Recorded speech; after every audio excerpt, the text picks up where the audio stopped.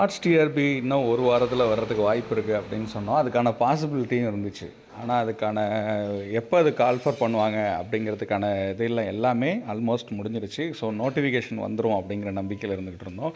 அதில் ஒரு சின்ன சர்க்கிள் இருக்குது. ஸோ ஆர்ட்ஸ் டிஆர்பி பொறுத்தளவு பார்த்திங்கன்னா நம்ம ஏற்கனவே வீடியோ போட்டிருந்தோம். ஒரு 4000 வேக்கன்சிக்கு வந்து அப்டேட் வந்து நம்ம சொல்லியிருந்தோம். ஆர்ட்ஸ் காலேஜ் டிஆர்பிக்கான 4000 வேக்கன்சிக்கு எக்ஸாமுக்கான நோட்டிஃபிகேஷனாகவும் அது பேசிக்கிட்டு இருந்தாங்க. அது இல்லாமல் நிறைய விஷயங்கள் அதில் புதுமையாகவும் பண்ணுறதாகவும் ஏற்கனவே சொல்லிகிட்டு இருந்தாங்க. ஸோ அதில் இப்போ என்ன ஒரு புது அப்டேட் அப்படின்னு பார்த்தீங்கன்னா, இப்போ வந்து லோக்சபா எலெக்ஷன் உங்களுக்கே வர்றது நல்லாவே தெரியும். ஸோ அது ஃபீல்டில் பார்த்தீங்கன்னா நேற்று வந்து சத்யபிரபு சாஹூ ஐஏஎஸ் அவர்கள் chief electoral officer principal secretary to government, so அதுக்கு அவங்களுக்கு ஒரு ஃபார்ம் ஆஃப் லெட்டரை ஃபார்ம் பண்ணியிருக்காங்க government of Tamil Nadu. So legislative assembly secretary என்ன சொல்லியிருக்காங்கன்னா, ஜென்ரல் எலெக்ஷன் வந்து லோக்சபா 2024 நடக்கிறதுனால model code of conduct so இதோட இன்ஸ்ட்ரக்ஷன் வந்து நாங்கள் இஷ்யூ பண்ணிடுறோம். இதை நீங்கள் இப்போ வந்து யூஸ் பண்ணிக்கோங்க அப்படின்னு சொல்கிறாங்க. என்னென்னா, as per the model code of conduct படி பார்த்திங்கன்னா, எந்த ஒரு புது ஸ்கீமையோ அறிவிக்கவோ அல்லது புது அரசாணை பிறப்பிக்கவோ ரிகார்டிங் கவர்மெண்ட் ஸ்கீமில் after the announcement of election வந்து எந்த தேதியில் வேணாலும் அறிவித்தாங்கன்னா அந்த தேதியிலேருந்து அடுத்த முறை எலெக்ஷன் கமிஷன் ஆஃப் இந்தியா வந்து அறிவிச்சிருச்சுன்னா அந்த நிமிஷத்துலேருந்து எந்த ஒரு புது அரசாணை வெளியிடக்கூடாது. அது மாதிரி புது ஸ்கீம், அதாவது புது திட்டங்கள் எதுவும் வந்து சொல்லக்கூடாது அப்படின்னு. ஹவவர் இதில் ஏதாவது அலிகேஷன் ஏதாவது இருந்து ப்ரீவியஸ் எலெக்ஷனில் அப்டேட் பண்ணி ஆர்டர்ஸ் இஷ்யூ பண்ணி ஏதாவது ஈவன் 1 அல்லது 2 நாட்கள் எலெக்ஷனுக்கு அப்புறம் 2 நாளில் கூட இது பண்ணுறாங்க. இது வந்து அப்பியர் பண்ணி இதுக்கு வந்து நிறைய அனௌன்ஸ்மெண்ட் எலெக்ஷன்களே இது வந்து ஏற்கனவே வந்ததாகும். ஸோ இது மாதிரி அலிகேஷனை நீங்கள் வந்து நிறுத்துறதுக்காக என்ன பண்ணுங்கன்னா, எல்லா அடிஷ்னல் சீஃப் செக்ரட்டரி எல்லாருக்கும், பிரின்சிபல் செக்ரட்டரிட்டையும் சரி, செக்ரட்டரி ஆஃப் செக்ரட்டரியேட் டிபார்ட்மெண்ட், இவங்களுக்கெல்லாம் என்ன இன்ஸ்ட்ரக்ஷன் கொடுக்குறாங்க அப்படின்னா, ஆஸ் சூன் அஸ் எலெக்ஷன் வந்து அனௌன்ஸ் பண்ண ஆரம்பிச்சிருவாங்க மீடியாவில். ஸோ கன்சர்ன் செக்ரட்டரிஸ் வந்து ஒரு லைன் கொடுத்து after last entry of GO register, government order ரிஜிஸ்டர்னு ஒன்று இருக்குது. ஒவ்வொரு தடவையும் பார்த்திங்கன்னா ஒரு கவர்மெண்ட் ஆர்டர் அரசாணையை பிறப்பிக்கிறதுக்கு முன்னாடி பார்த்திங்கன்னா அதில் ஒரு ஆர்டரை வந்து இஷ்யூ பண்ணுவாங்களாம். அந்த இஷ்யூ படி பார்த்திங்கன்னா வழக்கமான எந்த ஆர்டரை இஷ்யூ பண்ணாலும் அது வந்து அங்கே ஒரு ரிஜிஸ்டரில் அதை பதிவு பண்ணி எந்த தேதி எந்த டைம் அப்படிங்கிறத பதிவு பண்ணி அந்த ரிஜிஸ்டரில் வச்சுருப்பாங்க. எலெக்ஷன் கமிஷனர் இன்னமும் வந்து அதுக்கான இந்த லோக்சபாக்கான எலெக்ஷன் தேர்தலுக்கான உள்ளது எல்லாத்தையுமே ஆல்ரெடி பிளான் பண்ணிட்டாங்க. ஸோ எத்தனை கட்டத்தில் நடத்தணும், எங்கெங்கே நடத்தணும், எந்தெந்த மாதிரியான இதை சென்டராக வச்சுக்கணும், எவ்வளோ பேர் இதில் இன்வால்வ் பண்ணணும், டீச்சர்ஸாக இருக்கட்டும், ப்ரொஃபஸராக இருக்கட்டும், அஃபிஷியல்ஸாக இருக்கட்டும், நிறைய ஆஃபீஸர்ஸை எவ்வளோ பேர் இதில் இன்வால்வ் பண்ணணுங்கிறது எல்லாத்தையுமே பிளான் பண்ணி வச்சுட்டாங்க. இது ஒரு மல்டி ப்ராசஸ், ஒரு லாங் ப்ராசஸும் கூட.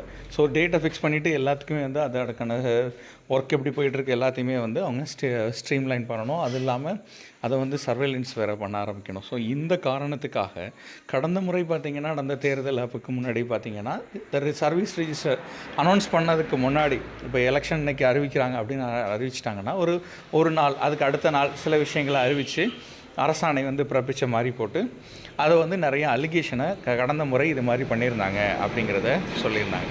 ஸோ இந்த முறை அது மாதிரியான முறைகேடுகள் எதுவும் நடக்காமல் இருக்க ஆல் அடிஷ்னல் சீஃப் செக்ரட்டரிஸ், அதுக்கப்புறம் பிரின்சிபல் செக்ரட்டரி, இவங்க எல்லாருக்குமே என்னத்தை டைரக்ட் பண்ணுறாங்கன்னா, எலெக்ஷன் வந்து எவ்வளோ ஆஸ் சூன் அஸ் வந்து மீடியாவில் அனௌன்ஸ் பண்ணிவிடுவாங்க. அப்போ வந்து எல்லா டேட்டையும் இப்போ ஃபிக்ஸ் பண்ணிட்டு தான் அர்த்தம். ஸோ இப்போ மீடியாவில் என்றைக்கு வந்து எலெக்ஷன் தேதி அறிவிக்கிறது, இன்றைக்கி வேட்புமனு தாக்கல், இந்த பிரச்சார கூட்டம் இன்றைக்கி முடிய வைக்க வேண்டும், அப்புறம் எலெக்ஷன் டேட்டுன்னு ஒன்று சொல்லுவாங்க, அப்புறம் அங்கேருந்து வந்து அப்புறம் ஜென்ரலாக வந்து கவுண்டிங் ஏரியாவுக்கு மாற்றிடுவாங்க, அங்கே ஒரு 10லேருந்து 15 நாள் வெயிட் பண்ண சொல்லுவாங்க.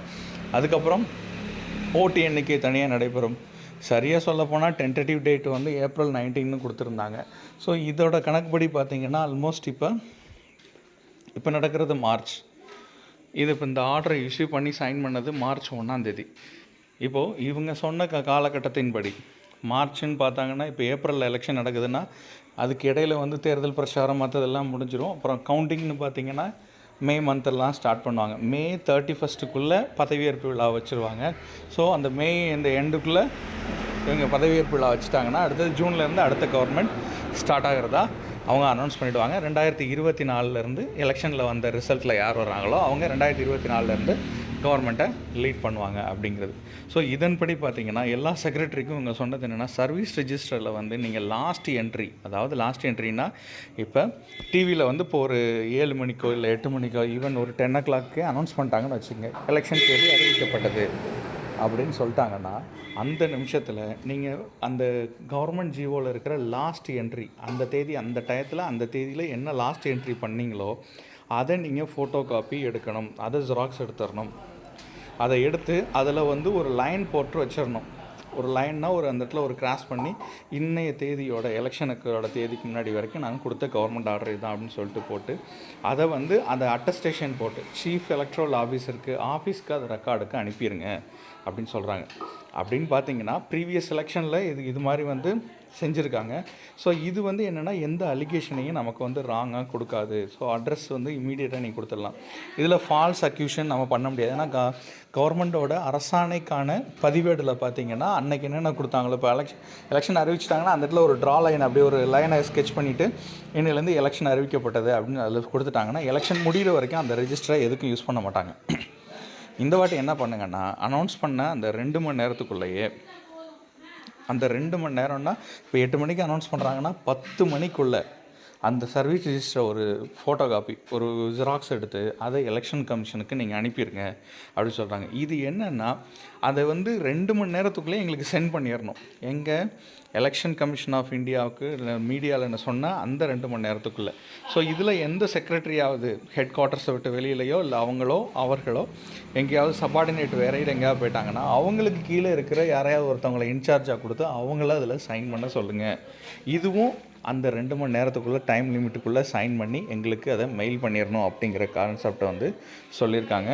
இதுதான் வந்து சீஃப் எலக்ட்ரல் ஆஃபீஸர் பிரின்சிபல் செக்ரட்டரிக்கு சொன்னது இன்ஃபர்மேஷன். அப்படின்னா என்னென்னா, இப்போ நமக்கு நடக்கிறது மார்ச்சில் இப்போ இந்த அனௌன்ஸ்மெண்ட் வருது. சப்போஸ் இப்போ தான் வரும், மார்ச் ஃபஸ்ட் வீக் தான் நடக்குது. மார்ச் மாதம் நட ஆரம்பித்தாங்கன்னா அப்புறம் வந்து ஏப்ரலில் எலெக்ஷன் நடக்கும். இப்போ இந்த அனௌன்ஸ் பண்ணிட்டாங்கன்னா அந்த டயத்துலேருந்து எந்த அரசாணையும் வெளியிடப்பட மாட்டாது, எந்த புது ஸ்கீமும் வெளியிடப்பட மாட்டாது, எந்த வேலைக்கான அறிவிப்பும் வெளியிடப்பட மாட்டாது.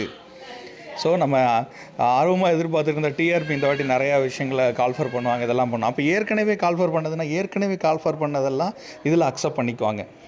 இந்த எலெக்ஷன் கமிஷனர் இன்றைக்கி தேர்தல் தேதியை அறிவிக்கிறதுக்கு முன்னாடி 1 மணி நேரத்துக்கு முன்னாடி கூட நீங்கள் வந்து டிஆர்பி கால்ஃபர் பண்ணாங்கன்னா அது அக்செப்டபிள். ஏன்னா அதில் உள்ள தேதிப்படி அதில் உள்ளதை நம்ம அதுக்கேற்ற மாதிரி எக்ஸாம் வச்சுக்கலாம். ஆனால் மீடியா அதை அனௌன்ஸ் பண்ணிட்டேன்னா இன்னும் சரியாக சொல்லப்போனால் மார்ச், ஏப்ரல், மே, ஜூன் இந்த 4 மாதமும் இருக்குது. எதுக்கு ஜூனை நான் சேர்த்துக்கிறேன் அப்படின்னா, ஜூன் மாதத்தில் அடுத்த கல்வியாண்டுக்கான, அதான் 2024-25க்கான கல்வியாண்டு ஆரம்பமாயிடும். அந்த வருஷத்தில் என்ன ஆகும் அப்படின்னு பார்த்தீங்கன்னா, அட்மிஷன் வந்து இப்போ நம்ம +2 எழுதிக்கிட்டு இருக்கிற மாணவர்களாக வந்து அடுத்தது அட்மிஷன் சேருவாங்க. இது மூலமாக நிறையா புதுமையான சேஞ்சஸ்லாம் இருக்குது. ஸோ அந்த புதுமையான சேஞ்சஸ் என்னங்கிறத நான் அடுத்த வீடியோவில் சொல்கிறேன். ஏன்னா எய்டட் காலேஜெல்லாம் வந்து ஒரே ஸ்ட்ரீம் லைனில் பண்ணுறதுக்கான வாய்ப்புகள் இதில் கொடுக்க ஆரம்பிச்சிருக்காங்க. அது மட்டும் இல்லாமல் இன்னும் நிறைய சேஞ்சஸ் பண்ண போகிறாங்களாம். ஸோ அந்த மாடல் கோட் ஆஃப் கான்டக்டின் படி 2024 லோக்சபா எலெக்ஷன் இந்த கணக்கின்படி இப்போ கால்ஃபர் பண்ணுறதுக்கான வாய்ப்பு வந்து மணி நேரங்களில் இருக்குது. திடீர்னு மீடியா கால்ஃபர் அந்த எலெக்ஷன்னு சொல்லிட்டாங்கன்னா இந்த சர்வீஸ் ரிஜிஸ்டரில் ஒரு கிராஸ் பண்ணி அதில் சைன் பண்ணிட்டாங்கன்னா அடுத்த அரசு உள்ளே வந்து பதவியேற்கிற வரைக்கும், அடுத்த புதிதாக தேர்ந்தெடுக்கப்படுற 2024 லோக்சபாவில் தேர்ந்தெடுக்கப்படுற அரசு உள்ளே வந்து பதவியேற்றதுக்கு அப்புறம் தான் இதுக்கப்புறம் அரசாணைகள் வெளியிடப்படும், புதிய ஸ்கீம் வெளியிடப்படும், அதுக்கப்புறம் தான் ரெக்ரூட்மெண்ட்டே வெளியிடப்படும், நோட்டிஃபிகேஷன் அதுக்கப்புறம் தான் வரும். ஸோ அப்படி பார்த்தீங்கன்னா எலெக்ஷன் அந்த இதெல்லாம் முடித்து எல்லாம் ஜாயின் பண்ண பிறகு ஜூனில் வந்து அட்மிஷன் போடுற மாதிரி இருக்கும். புது அகாடமிக் இயருக்கு அட்மிஷன் போடுற மாதிரி இருக்கும். அப்போ எப்போ ஃப்ரீ ஆவாங்க அப்படின்னா ஜூலை, ஆகஸ்ட், செப்டம்பர், அக்டோபர் இந்த 4 மாதம் தான் 2024 ஃப்ரீயாக இருக்கிற மாதம். கால்ஃபர் பண்ணால் அந்த மாதத்தெலாம் கால்ஃபர் பண்ணலாம். ஏன்னா டிசம்பரில் கால்ஃபர் நவம்பரில் கால்ஃபர் பண்ணாங்கன்னா எல்லா இடத்துலையும் செமஸ்டர் எக்ஸாம் ஸ்டார்ட் ஆகிடும். அப்புறம் டிசம்பரில் எல்லாருக்கும் வேல்யூவேஷன் இல்லை அந்த ப்ராக்டிக்கல் எக்ஸாம் அது இதுன்னு எல்லாம் பிஸி ஆகிடுவாங்க. அதனால் ஃபேக்கல்ட்டியை இன்வால்வ் பண்ண போது இப்போ வந்து நடக்க போகிற எலெக்ஷனில் டீச்சர்ஸும் வந்து ப்ரொசீடிங் ஆஃபீஸரோ எல்லா ஒர்க்கும் தான் பண்ண போகிறாங்க. இல்லை மற்ற எல்லா ஒர்க்லேயும் இது இன்வால்வ் ஆக போகிறதுனால ஸ்கூல் டிஆர்பியாக இருக்கட்டும், காலேஜ் டிஆர்பியாக இருக்கட்டும், ஆர்ட்ஸ் டிஆர்பி, பாலிடெக்னிக் டிஆர்பி எல்லா டிஆர்பியுமே மீடியாவில் அனௌன்ஸ் பண்ணிட்டாங்கன்னா இன்னும் ஒரு 3 மாதத்திற்கு கிடையவே கிடையாது அப்படிங்கிறத தெளிவாக தெரிஞ்சுக்கலாம். இது மாதிரியான நிறைய தகவல்கள் நம்ம சேனலில் நீங்கள் ரெகுலராக பார்க்கலாம். மறக்காமல் சிஎஸ் முல்காதிங்க சேனலை சப்ஸ்கிரைப் பண்ணி பாருங்கள். பெல் பட்டனை கிளிக் பண்ணி நோட்டிஃபிகேஷன் கொடுங்க. ஃப்ரெண்ட்ஸ் அண்ட் ஃபேமிலிக்கு ஷேர் பண்ணி சப்ஸ்கிரைப் பண்ண சொல்லுங்கள். சப்ஸ்கிரைப் பண்ணி பார்க்குற எல்லாருக்குமே ரொம்ப பெரிய நன்றி. Thank you so much for your support. மறக்காமல் சிஎஸ் முல்காதிங்க சேனலை சப்ஸ்கிரைப் பண்ணி பாருங்கள். தேங்க்யூ.